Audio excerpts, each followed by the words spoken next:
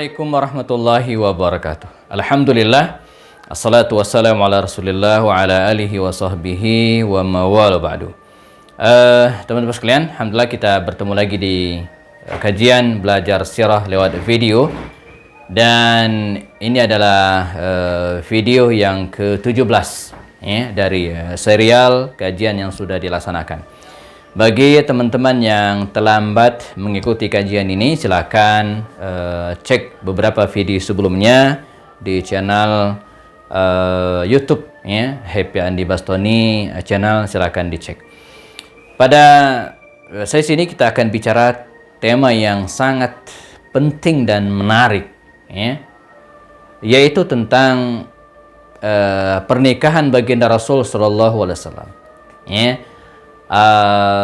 Ini menyempurnakan ya, kajian-kajian kita sebelumnya, di mana sudah dijelaskan tentang masa remaja Rasul SAW dan sampai pada titik ya, beliau berkenalan dengan Khadijah radhiyallahu anha.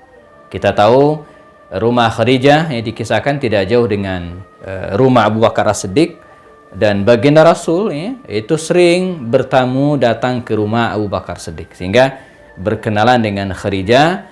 Khadijah ini sangat tertarik dengan akhlak Rasul sallallahu alaihi wasallam. Lalu kemudian ya, terjalinlah komunikasi di antara mereka, terjalinlah hubungan bisnis di mana Khadijah memberikan modal demikian kira-kira kepada baginda Rasul SAW, dan transaksi mereka berlangsung. Nabi Muhammad SAW membawa barang dagangan Khadijah ini ke Syam, ke Bahrain, ke Yaman dan beberapa wilayah lainnya, dan pulang dengan keuntungan yang sangat berlipat ganda. Nah, melihat akhlak baginda Rasul sedemikian rupa, ya, Khadijah tertarik dengan kepribadian beliau, dan lewat seorang pembantunya Maisarah, ya, perempuan laki-laki, seorang pembantunya yang menyatakan keinginan tersebut, dan singkat cerita, ya, gayung pun bersambut. Ya, Khadijah tidak bertepuk sebelah tangan dan menikahlah Rasulullah SAW dengan Khadijah. Nah, tentu saja pernikahan baginda Rasul dengan Khadijah ini jauh dari anggapan bahwa beliau menikahi Khadijah karena hartanya, tidak. Jadi bukan tradisi bangsa Arab waktu itu, di mana laki-laki menikahi seorang wanita karena hartanya, itu tidak ada dalam tradisi Arab. Enggak, gitu ya. Mungkin di kita di Indonesia ada beberapa suku yang punya karakter demikian, mengandalkan ekonomi dengan kemampuan ekonomi wanita. Di Arab tidak ya. Dia kekuatan ekonominya itu ada di laki-laki. Jadi ini meng-close anggapan bahwa Nabi menikahi Khadijah itu karena harta. Tidak ada tradisi bangsa Arab waktu itu. Murni ya, ini adalah jalinan bisnis yang kemudian menyebabkan ya, tumbuhnya ya, benih-benih cinta di antara dua makhluk Allah ini ya. Baginda Rasul menikah dengan Khadijah disebutkan oleh para ulama pada usia 25 tahun ya. Adapun usia Khadijah, para ulama berbeda pendapat, tapi pendapat yang masyhur mengatakan usia Khadijah waktu itu 40 tahun. Walaupun ada juga pendapat lain mengatakan 27, 30 dan seterusnya ya.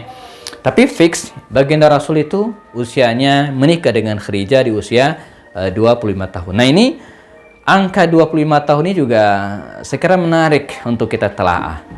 Bahkan pemerintahan Turki Utsmani itu dulu pernah membuat semacam al-qanun ya, undang-undang pernikahan, di mana batas maksimal seseorang untuk menikah itu pada usia 25 tahun. Artinya apa? Kalau ada seorang yang sampai usia 25 tahun belum menikah, maka pemerintahan Turki setempat berhak ya, memanggil dan kemudian menanyakan mengapa dia tidak menikah. Jadi sampai batas ini. Mengapa demikian? Karena pada usia ini adalah usia matang ya, dari seorang laki-laki terutama ya, untuk menikah, dan diharapkan pada usia ini adalah usia yang betul-betul cukup bagi seseorang untuk menikah. Cukup dalam arti kematangan kedewasaannya. Yang kedua, cukup untuk baginya memiliki keturunan. Bayangin ya, kalau seorang menikah di usia 30-35 tahun ya, maka peluang dia mendapatkan keturunan itu akan semakin pendek, dan bisa-bisa dia tidak pernah melihat cucunya karena keburu meninggal dunia ya. Nah, pernikahan yang penuh berkah antara baginda Rasul dengan Khadijah ini, dan inspirasi lainnya bahwa saya sering sampaikan kepada para anak muda, ya, jombloan, ya, teman-teman yang masih kuliah, rencanakanlah pernikahan Anda.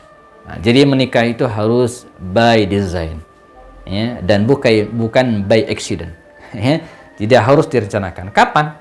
Ya, patok angka 25 tahun. Lebih cepat, lebih baik. Ya. Sehingga ketika seseorang merencanakan pernikahan, itu artinya apa dia? Dia merencanakan kehidupannya. Ya. Dia akan berusaha untuk memperbaiki dan mengkondisikan dirinya. Dan sebaliknya, seseorang yang tidak pernah merencanakannya, maka dia tidak akan pernah melakukan persiapan. Ya. Pernikahan baginda Rasul dengan Khadijah ini berlangsung sampai kemudian Khadijah meninggal, ya, 10 tahun setelah Nabi mendapatkan wahyu.